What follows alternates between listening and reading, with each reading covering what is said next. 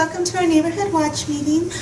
The sole topic of discussion tonight will be safe routes to school. Our guest speaker of honor is Brian Lucid of the Mountain House Community Services Board of Directors. So please welcome him, and he's here to speak about safe routes to school. Thank you very much for coming. Thank you for having me. Thank you. I appreciate Melissa having me here because I mentioned to her that I was frustrated with this program and traffic safety in front of the schools. And I was telling her there are these programs and they're hard to implement because you have to have buy-in from a lot of people, and I'm just not getting a lot of traction with it. And she said, well, come brief the Neighborhood Watch. And so I appreciate the opportunity to do that and talk about this topic. And we're all pretty passionate about safety in front of the schools. So I have a slideshow that I'd just like to go through and show you where we've been, kind of what we've been looking at. And I'm here as a citizen of Mountain House, not as a board member. I'm also on the board. I'm also the chair of the Public Safety Committee.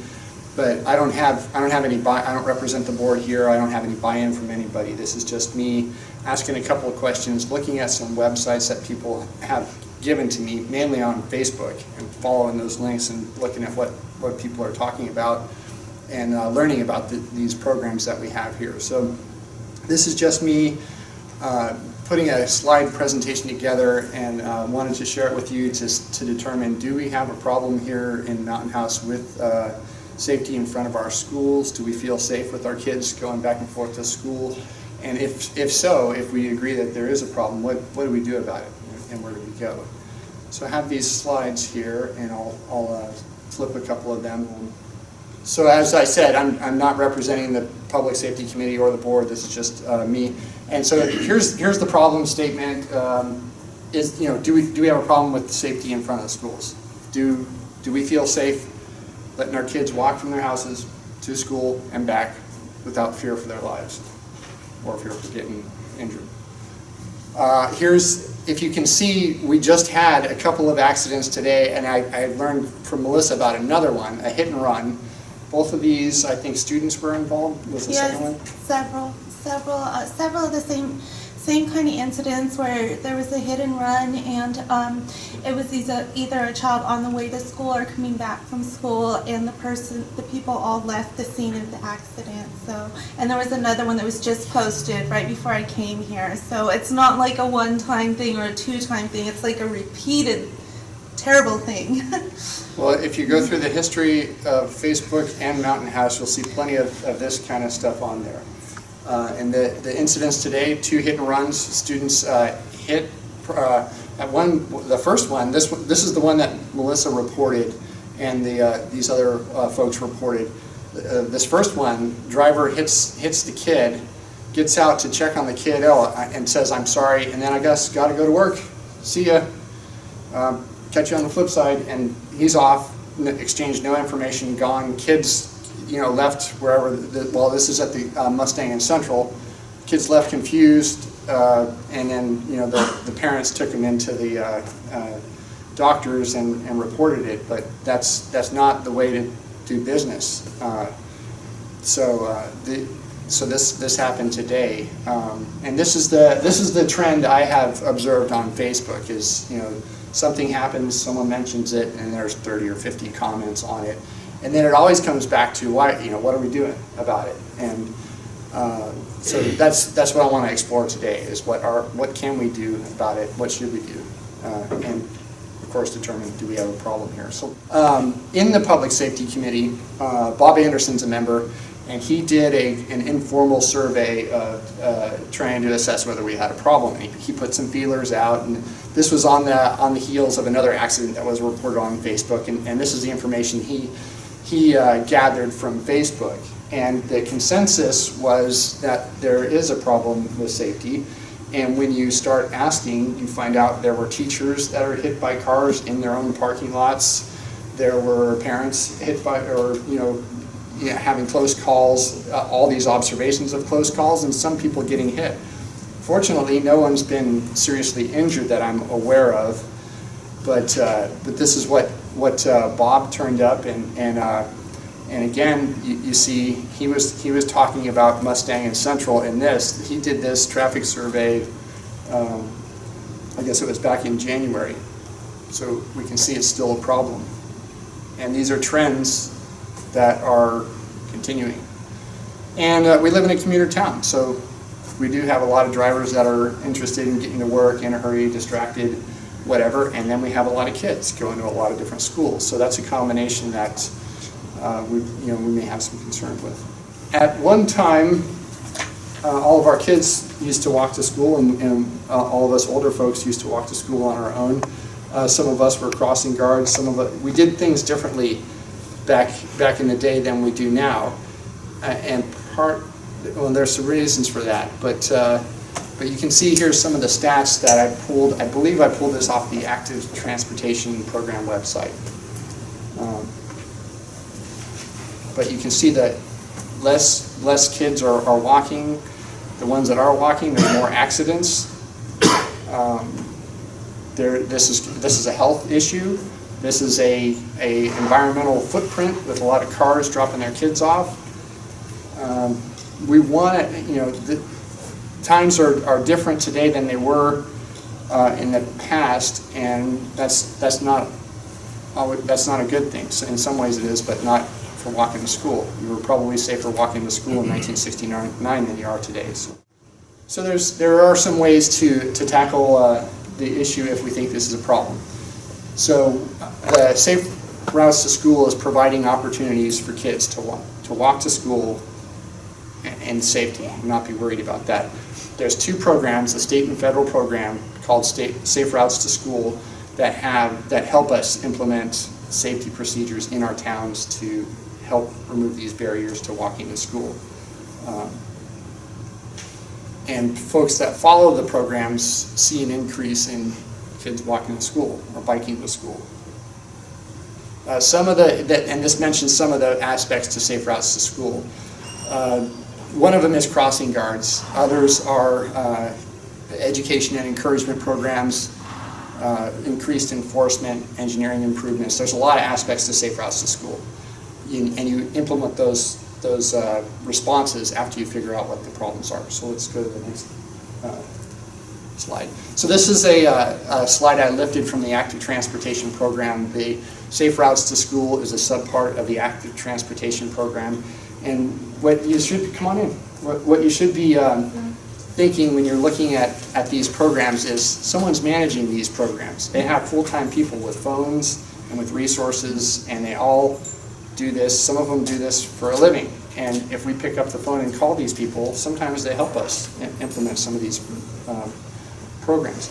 But the Active Transportation Program talks about some of the benefits to having a safe route for your kids to walk to schools, in that you have healthier kids and they have better academic performance. Parents aren't stressed out. There's traffic safety. There's less traffic because you don't have everybody trying to drop off their kids at schools, and you don't have all the footprint of cars and carbon monoxide. So let's go to the next slide.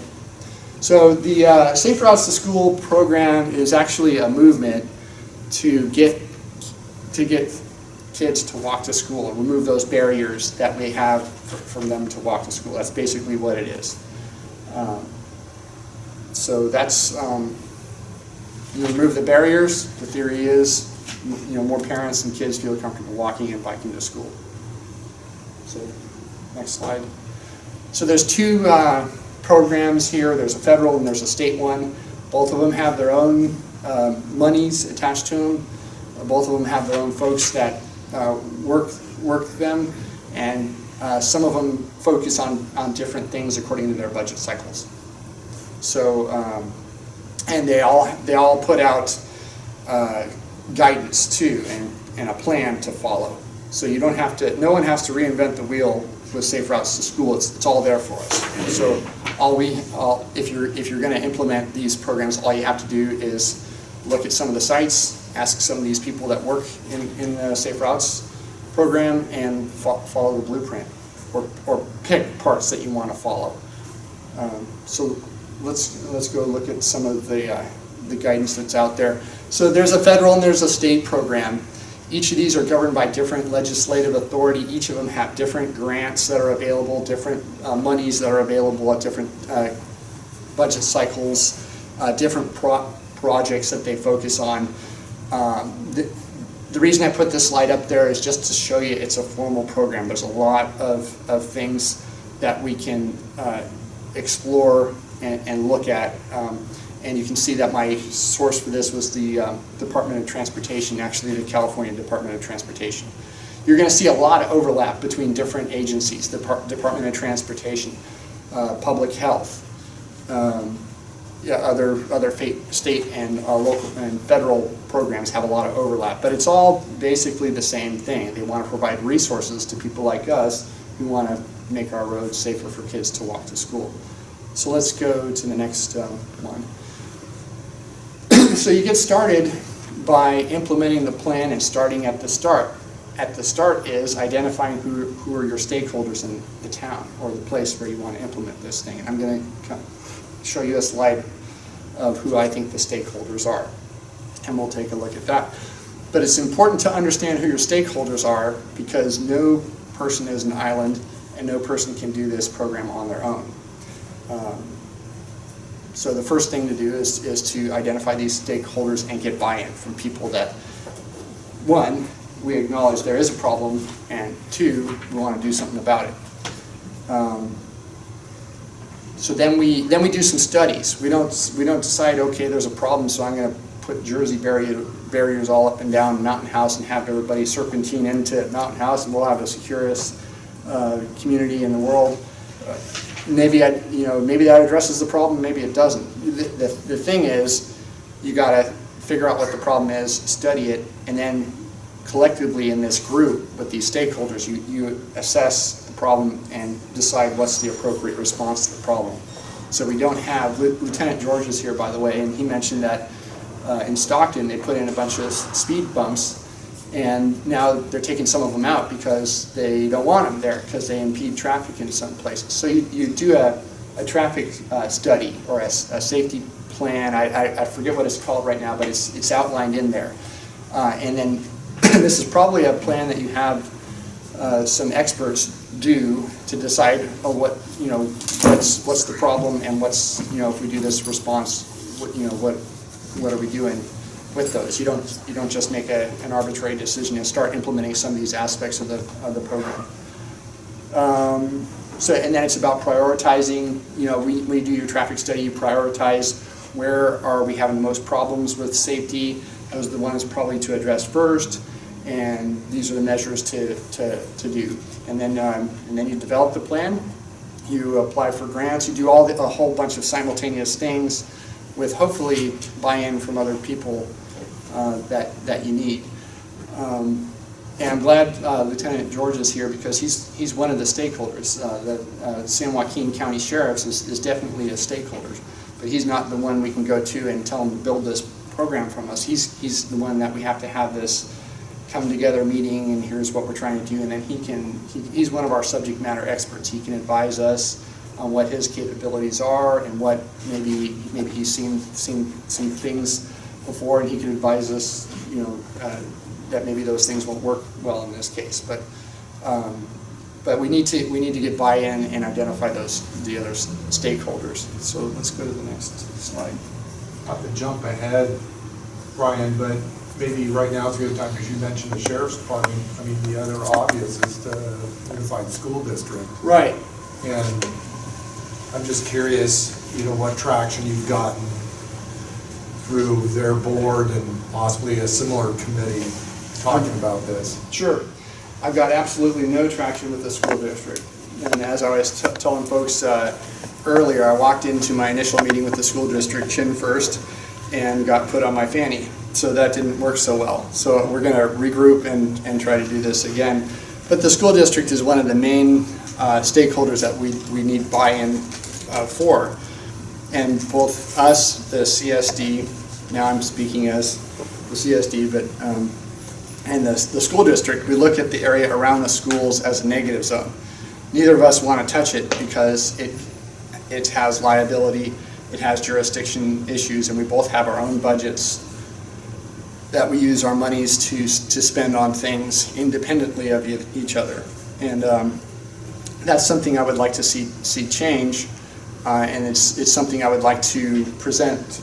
I would like to present this briefing to the Board of Directors and CSD, and then also present it to the school district and see if we can get together and form this multi-agency group I was talking about, where we have these meetings, we agree on what we agree on, and we disagree with what we disagree on, and then we take action on the things where we meet in the middle. But the school district is the key stakeholder in this. And when we apply for grants or call people on the phone and say, hey, I'm in Mountain House, I'm thinking of this program, the first question they have asked, because I have talked to 2 folks in public safety, and I think one of them was in the active transportation program, but the first question they're going to ask is, have you talked to your school district? Have you talked to your COG, which is Center of Government, Council of Government, and the COG person that Supervisor Elliott gave me was a schools rep for this. So if you don't have the schools, you're dead in the water starting these programs. And we do need to get plugged into the Council of Governments. But the problem is that I just want to make sure we're crystal clear, the CSD has no regulatory authority to do anything in this matter. And it's, I know, a frustration for Brian, but I keep warning him, you know, we have 18 powers, and one of these does not allow us to get involved with active transportation. The CSD can't even be a member of the San Joaquin Council of Governments right now, which is of interest to us, but can only occur after, if and when, the Mountain House becomes an incorporated city. Council of Governments is a JPA that does transportation planning within San Joaquin County. And all the incorporated cities and the county are a part of the San Joaquin COG board. And they go through and identify projects countywide that get funded with state and federal funding. And Safe Routes to School is one of those types of projects. But again, we would have to be an incorporated city to have some jurisdiction, be involved with this and San Joaquin COG. So right now, we have to work through the county. Sure. I do want to be a part of this, and I think I can lend my elbow grease or whatever is needed when we have these meetings and help formulate a plan. That's something I do, I'm good at, and I would like to participate in whatever capacity I can. But in starting this thing, we're gonna figure out the jurisdictional issues and the liability issues, and we're just not there yet with understanding all of those that are out there.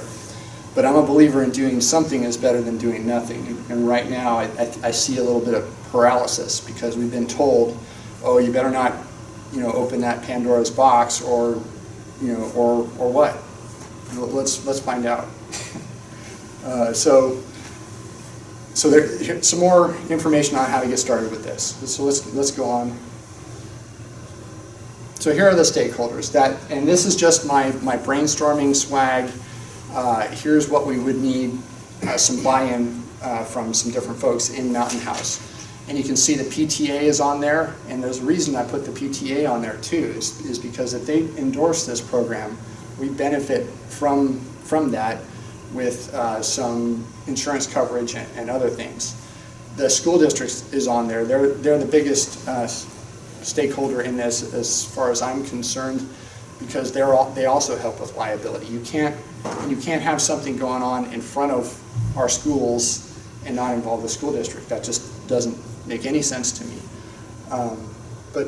And part of the solution will be implemented by students, and some of it will be implemented by teachers, and some of it will be implemented by parents of students.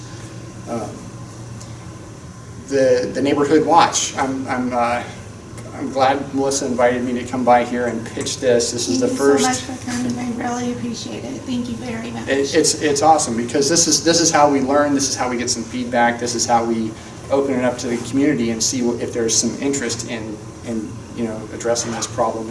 And that's what we need as we go through this. You're going to see it's going to be a process. It's going to be a cycle. We're going to be regrouping here. We're going to be trying something and this doesn't work, so we're going to come back and we're going to have different ideas depending on the stakeholders.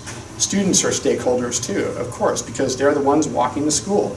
Some of them can participate in this program.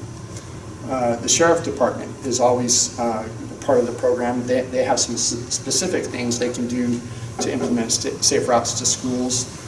And the CSD is also a partner in this because we have public works. And if some of the implementation we decide as a group we need to do are public works types of solutions, then we are the ones that provide those services. And of course the school board, which is our counterpart in the board of directors. So I think we all have a responsibility to look at this and come together and try and come up with a solution together.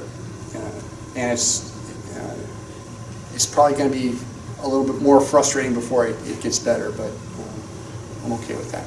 Let's go on to the next slide. Like I said, I have not heard of any place that's implemented this program and been sued or had their mayor fired or something. I defy anyone to show me some place where somebody trying to implement safe routes to school where it backfired on the community. There are programs in 4,500 schools around the country right now where parts of this program are working, and there are no lawsuits. There are, I said here, doing something is better than doing nothing. If you think that you can look at a problem and then look the other way, and because I didn't touch it, I have no liability, I would say think again. I would say if you have a problem and it's in the room, you need to address it. This governmental immunity is a key concept of this Safe Routes to Schools program, and that's why we want to be endorsed by the school district, the schools, and the PTA. Governmental immunity means you have to get sued, to have someone volunteer, and then they get sued. We want them to have some defense, and in order for that person that's trying to help get sued, someone would have to prove gross negligence on their part. So unless you're bringing a pitchfork as a crossing guard and poking holes in people, you're probably not going to get sued because you're under this governmental immunity. And this is out of educational law and other California law, and I'm going to cover some of this as we go along. So I'm trying to address some of the problems we have with liability and some of the problems why we don't want to do anything with this or don't want to touch this program. So there's lots of different parts to the Safe Routes to School. The most contentious is going to be crossing guards, and these can be either volunteer positions or paid positions. There are active, both of these programs are active in different places. And you can see that I quote a California Municipal Traffic Safety Code, or whatever that is, the MUTCD. That is a resource that Don Charlesworth gave to me, and that specifies what uniforms crossing guards are supposed to be in, what their duties are, how their training is supposed to be. All this stuff is governed, and we're going to get into that more. Increased law enforcement is another option available in this program. Training and education, and traffic control measures. All of these, well, some of these cost money, some of them are easy to implement, and some of them not so much. So, but that Safe Routes to School program is not just crossing guards, so think of other things too. We have to identify what the problem is and what's the response to the problem. I came up with a decision matrix, and for those of you that are familiar with these, this is how you try to take an art and make it a science. And this would be one of the first things the stakeholders would have to agree on, is what are our evaluation criteria? Well, for me, my evaluation criteria would be I would want something to be easy to implement. So that's the first one, ease of use. I would want it to be sustainable. Day after day, I can count on this thing doing what it's supposed to be doing.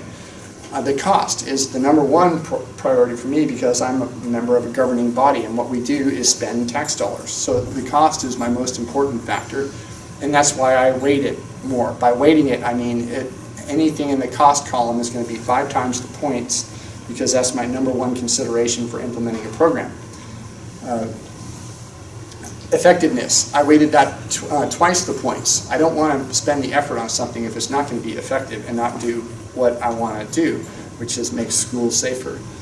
Are the resources available? Do I have folks available that would want to participate in this program? Liability. that's also worth 2 points, a little bit more than the other criteria, because this is a key factor. Nobody wants to do good and then be punished for doing it. Dependability, will this solution work? And then there are some of the things that we were looking at. These are the responses are the parts to the Safe Routes to School. So we looked at traffic control measures, infrastructure, crossing guards, paid and volunteer, training and education, and increased law enforcement, because those were the parts of the program. If I thought it was an effective measure, I gave it 1 point. If I thought it was moderately effective, I gave it 5 points. And if I thought it was this thing will address the problem, it's a 10.1. And you can see, once you put this in this machine and you turn it out, this is just an Excel formula. You get the points on the right-hand side, higher is better. So according to the way this is, the way Lucid rated it, volunteer crossing guards is the best means to deal with this problem statement, followed by traffic control measures, followed by paid crossing guards. And not everybody is going to agree how I weighted these criterias, or even what the criterias are, and that's the fun of getting together and getting in a group and going through this process, is you get other people's opinions and you incorporate that and come up with a solution that has buy-in from everybody. So let's go on. So who is responsible for the crossing guard program? I wanted to talk about that a little bit. I think we all are, but we can't do it without the school districts. As you can see, folks are worried. This is the one that causes the most paralysis, because we're most worried about being sued by having someone get out there and stop traffic, or take any kind of responsibility for this negative zone around the schools. As soon as someone steps foot out there, and I'm from the neighborhood watch, or I'm a parent, or I'm a whatever, okay, your organization just owns this area, or so the thinking goes. And that's why the crossing guards is a contentious issue with anybody, because the first person that puts their foot out there owns it. So let's go on. Okay, so other people have been down this road before we have, and these are some of the these are some of the places where they've had some contention with it. And it's usually contention between the school district and the municipality. So, and this shouldn't surprise anybody. We're having a little bit of this here in Mountain House. So, and a lot of it comes down to money. We both have different budgets, and it is a gray area, and nobody likes a gray area. So let's go on to the next. I like Facebook. I can't always respond on Facebook now that I'm a board member, but I like it because you really get the pulse of what's happening out there, and you really have situational awareness, I feel, of what's happening there. Everybody in here probably knows Corey Strzok, because he's one of the guys in our town that makes things happen. If you've been to a public event, chances are Corey ran it or organized it. And he's saying, well, I talked to the school district, and here's the party line. This is why we can't do it. Don Charlesworth is always good for responding to a thread and saying, well, I don't know if you thought this through, because here's something else you need to look about, and here's another thing, and here's this website over here. And Don has a very methodical way of looking at things, and I think objectively that makes sense. So the takeaway is, not everything is can't do it because too hard. Some of these things you need to dig into a little bit. But I thought this was an interesting thread, and this was one of those threads on Facebook that was 30 or 40 comments, I don't remember. But we definitely, between the CSD and the school district, they definitely can't do, not one agency can do it on their own. And that's what Don was kind of alluding to. So let's go on. Here are some places where Safe Routes to School is successful right now. Roseville has volunteer crossing guards. They have a website where you can go there if you're in Roseville, click a link, and volunteer to be a crossing guard. In Colorado, they have a state law protecting crossing guards. That would be great if we had a California law protecting our crossing guards. Maybe we have an assemblywoman that comes around Mountain House that might help us with legislation in passing something that would protect crossing guards in California. In Ventura, parents were so frustrated at the safety in their schools, they went out and did something about it, and they didn't even have a meeting. They just went out, organized, went out and started doing crossing guards on their own. Nothing happened to them, but there's a program that would help them with some of their liability, because they just went out and did it. If they followed a prescribed program, they would have a little more coverage, but they weren't so concerned about that. They just did it. Risk management is important, and in managing this risk, you have to follow the program. If you're supposed to be in a uniform, if you're a crossing guard, if you're supposed to have a speed bump be a certain dimension or a sign be a certain way, you've got to follow the program. You can't just ready, fire, aim, we got this thing out there, and now someone gets hurt, and then there's an investigation or an audit, and then someone gets in trouble if you didn't do it the right way. But how can you not do it the right way when all the guidance is out there? This is some information that was from, I think this is from the Active Transportation Program, one of the websites on there, and it's like something they were doing, maybe a slideshow from Palmdale. And this is talking about managing the risk for crossing guards. So you just got to follow this program. If you're going to have crossing guards, these are the things you do. Let's go on to the next one. Immunity for public entities and employees is important, and you get this by getting endorsed by the right people following the blueprints. So this is, I'll just let you read this, but you have liability, you have immunity from liability if you follow some of these programs, and apparently this comes out of the California educational law or educational law. But if you follow these programs, I like how it covers people trying to do things in their community, and I like this concept of blanket immunity and helping, not punishing someone for doing something good. It's in the government code, governmental. Kind of a good faith rule. This is a legitimate legal, it's in the government code, there is governmental immunity on various actions that the government, in services government provides.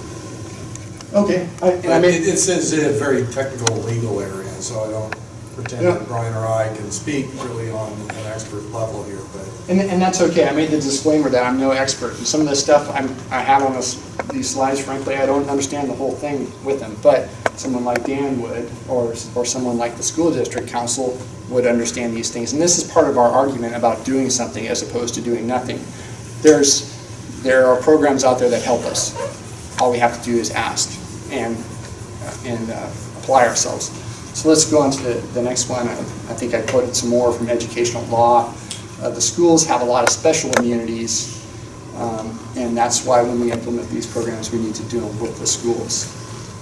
They also have some responsibilities for students, and they benefit from, and everybody benefits when more than one agency is involved in applying a technique to deal with these problems. So, and this is talking about crossing guards again, and it made the larger article made an analogy with bus drivers and how they can, they have protection when they're driving kids back and from school, and the same kind of protection would apply to crossing guards, and it's more involved. But I just wanted to point that out. Let's go on to the next one. Some further information if anybody wants to read some more. These are just some people, some sources people have sent me on Facebook or emailed or whatever, and it had some good information in there. But the list of sources for these programs is almost endless, which is good because there's a lot out there that can help us with these if we want to pursue it. So let's keep on continuing. So whenever I have a project, I'm usually looking at my watch, but I should be looking at my calendar, and I'm going to try and do that with this. And what I like to do is have a timeline. And I was envisioning if we did get all these stakeholders in one room, what I would like to do is figure out, first agree that we have a problem. I think it's pretty obvious, we got a problem. And then start figuring out, okay, what are we gonna do about it? Which ones of these, what is the problem? What kind of responses would we like to do? Maybe someone's gonna apply for a grant. Okay, who should apply for the grant? Should it be me as a CSD or a citizen or Neighborhood Watch or PTA? Who ought to be doing these things? And starting to figure out what are all the things we can do and who's gonna do them. And then this ad hoc committee would meet every once in a while and try to figure out some of these solutions and get back together and get further along. And you have some successes when you do this process, and you have some not successes, and you discover as you go along, and you start assigning responsibilities to different folks, and you start developing these things. And the end of that arrow never ends, but the end of the arrow is our schools are safe now. We don't fear for our kids to walk to school anymore, and we're at it. We get to a point where we're all comfortable letting our kids walk to school or ride their bike to school. And I would argue that we're probably not all comfortable doing that right now. So this takes not just one person coming up with a plan and implementing it. It takes a lot of people to do it.